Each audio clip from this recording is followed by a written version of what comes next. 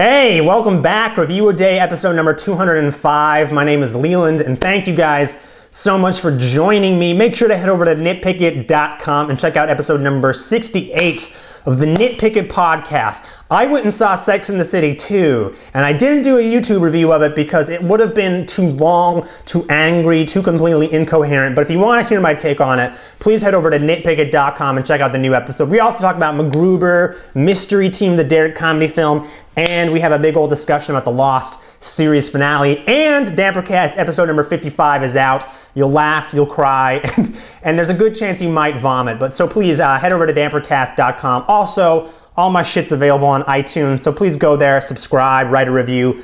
I thank you in advance.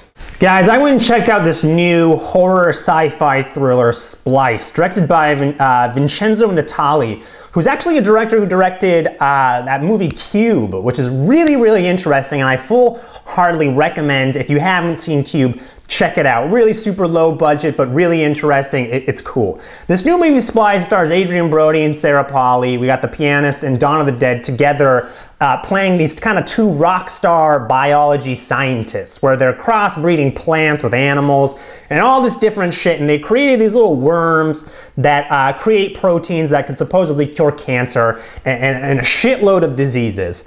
Sarah Polley takes it upon herself to then inject, get this you guys, human DNA into the mix. And what is born is kind of a genetic, what's the word I'm looking for? Freak is probably what it is. It ages rapidly and it starts learning different things, and little by little they start to realize that maybe, just maybe, they are in over their heads. I think Splice is an enjoyable film in the sense that it really is, I think, at its core, very B-movie schlock. If you've seen The Fly, I think it shares a lot with District 9, or even a movie like Slither. I think it's cool to watch this movie and see whatever monster they've created kind of morph and change through the ages. And they use a number of different actresses of different ages to kind of display this freak that they've created, which has very human-like qualities. It's got big human eyes, and by the end, Dren, which is what they name their creature, turns into a little bit of a sex pot, a little bit of a babe, a little bit of an Atiri from Avatar, where your lower regions might start tingling a little bit, but you're not totally sure why. But even that said, and it's a problem I had with District 9, is that I still, as much as this movie wants me to, I don't identify with the creature, and especially Dren, because Dren doesn't speak English. Dren really does kind of act like an animal. And this movie really goes far. I mean, this movie gets fucking crazy. Like, you know, people in the theater were laughing at some of the plot twists that were coming. And I really didn't necessarily think it got so ridiculous, because I really saw where this movie was going from frame one. There really wasn't a twist in this movie that I didn't see coming. Even the candies or the sex change that goes on in this movie, all of it I kind of saw coming. So I wasn't so surprised when this movie went kind of off the rails.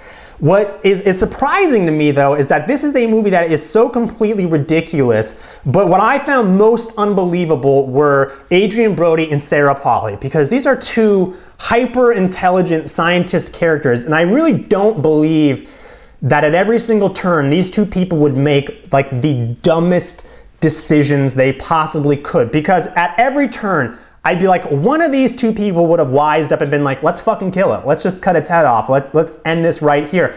And they really just let it keep going, and I don't buy it. There's a twist involving Adrian Brody's character in Dren that is just so completely ridiculous that it would completely destroy these two people's relationships. But in the next scene, it's almost as if it never happened, and it takes all these turns I don't think the movie needs to.